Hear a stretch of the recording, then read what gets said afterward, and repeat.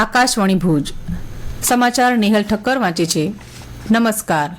સરકારે દેશની કર પ્રણાલીને વધુ સરળ અને પારદર્શક બનાવવાના હેતુથી નવા આવકવેરા નિયમો 2026ને સત્તાવાર રીતે સૂચિત કર્યા છે. 1 એપ્રિલથી અમલમાં આવનારા આ નવા નિયમોનો મુખ્ય ઉદ્દેશ્ય નિયમોની સંખ્યા ઘટાડીને કર પ્રક્રિયાઓને સરળ બનાવવાનો અને કડક જાહેરાતો દ્વારા કરદાતાઓનું પાલન વધારવાનો છે. આ નિયમો સીધા કરવેરા હેઠળની પ્રક્રિયાગત પ્રણાલીઓમાં ઐતિહાસિક ફેરફાર દર્શાવે છે. નવા માળખા હેઠળ તમામ કંપનીઓએ હવે ફરજિયાતપણે શેર રજિસ્ટર જાળવવા પડશે અને ભારતમાં જ ડિવિડન્ડ ચૂકવવાનું રહેશે. આ નિર્ણય ડિવિડન્ડ વિતરણ પર સરકારનું મજબૂત સ્થાનિક નિયંત્રણ સુનિશ્ચિત કરશે. નિર્દેશો મુજબ સ્ટોક એક્સચેન્જોએ હવે 7 વર્ષ સુધી વ્યવહારોના ઓડિટ ટ્રેલ્સ જાળવી રાખવા પડશે. આવકવેરા નિયમો 2026થી સમગ્ર કરવેરા વિવાદોમાં નોંધપાત્ર ઘટાડાની સાથે કાયદાનો અમલ સંગીન બનશે તેવી અપેક્ષા છે. સરકારે રાજ્યોને વાણિજ્યક એલપીજી માટે વધારાના 20% ફાળવણીને મંજૂરી આપી છે, જે હવે વધીને 50% થશે.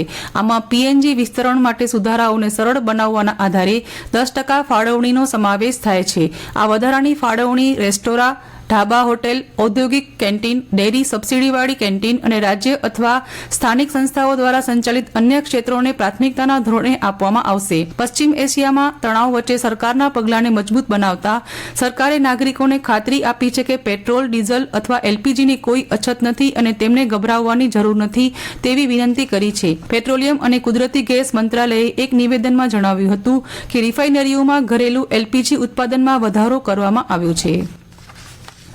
આંતરરાષ્ટ્રીય વન દિવસની ઉજવણીના ભાગરૂપે ગઈકાલે કચ્છ પશ્ચિમ વન વિભાગ દ્વારા ભુજના ટાઉન હોલ ખાતે એક વિશેષ બીજ મેળાનું આયોજન કરવામાં આવ્યું હતું. આ કાર્યક્રમનો મુખ્ય ઉદ્દેશ્ય કચ્છ જિલ્લાની સ્થાનિક અને લુપ્ત થતી જતી વનસ્પતિઓનું સંરક્ષણ અને સંવર્ધન કરવાનો હતો.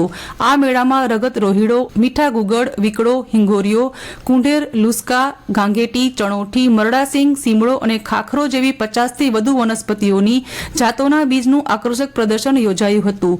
ઉપસ્થિત નિષ્ણાતોએ મુલાકાતીઓને બીજ એકત્રીકરણ, તેની જાળવણી અને વૈજ્ઞાનિક ઢબે ઉછેર કરવા અંગે સમજ આપી હતી. રાજ્ય સરકારે ટાટા પાવરની પેટા કંપની કોસ્ટલ ગુજરાત પાવર દ્વારા સંચાલિત તેના 4 ગીગાવોટની ક્ષમતાના મુન્દ્રા પ્લાન્ટને ફરીથી શરૂ કરવા માટે કંપની સાથે વીજ પુરવઠો કરાર પીપીએને મંજૂરી આપી છે. નિયમનકારી મંજૂરીઓ પછી કંપની અને ગુજરાત ઉર્જા વિકાસ નિગમ લિમિટેડ કરાર પર હસ્તાક્ષર કરાશે. ટાટા પાવરે એક સત્તાવાર નિવેદનમાં આ જાહેરાત કરી હતી. ટાટા પાવરનો મુન્દ્રા પ્લાન્ટ ટૂંક સમયમાં પૂર્ણ ક્ષમતાથી ચાલશે. આ સાથે એવી પણ જાહેરાત કરવામાં આવી છે કે ટાટા પાવર મહારાષ્ટ્ર, રાજસ્થાન, પંજાબ અને હરિયાણા જેવા અન્ય રાજ્યો સાથે પણ સમાન પીપીએ પર હસ્તાક્ષર કરશે. સરકારના શહેરી વિકાસ વિભાગની વિવિધ ગ્રાન્ટોમાંથી નખત્રાણા નગરપાલિકા તથા સેજાના ગામો બેરુ, નખત્રાણા, મોટી નાની વિરાણી, સુખપર તથા નખત્રાણા શહેરના વિવિધ વિસ્તારોમાં રૂપિયા 431 લાખના થનારા વિકાસ કામોનું ખાતમુહૂર્ત તથા લોકાર્પણ કાર્યક્રમ આજે સાંજે નખત્રાણા મધ્યે ધારાસભ્ય પ્રદ્યુમનસિંહ જાડેજાના હસ્તે યોજાશે.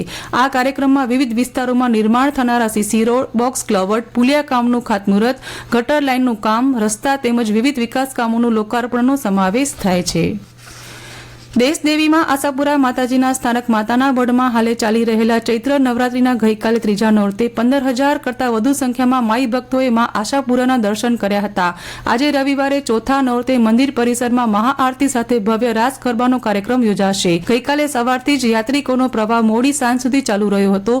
હાલમાં ચાલી રહેલા ચૈત્રી નવરાત્રીને લઈને અંદાજે 3 દિવસમાં 30,000 કરતાં પણ વધુ ભાવિકોએ માતાજીના ચરણોમાં શીશ ઝુકાવી આશીર્વાદ લીધા છે. આગામી તારીખ 29 માર્ચના ભુજના વિવિધ 10 પરીક્ષા કેન્દ્રો પર ગુજકેટની પરીક્ષા યોજાશે. આ પરીક્ષામાં જિલ્લાના કુલ 1,993 જેટલા વિદ્યાર્થીઓ ભાગ લેવાના છે.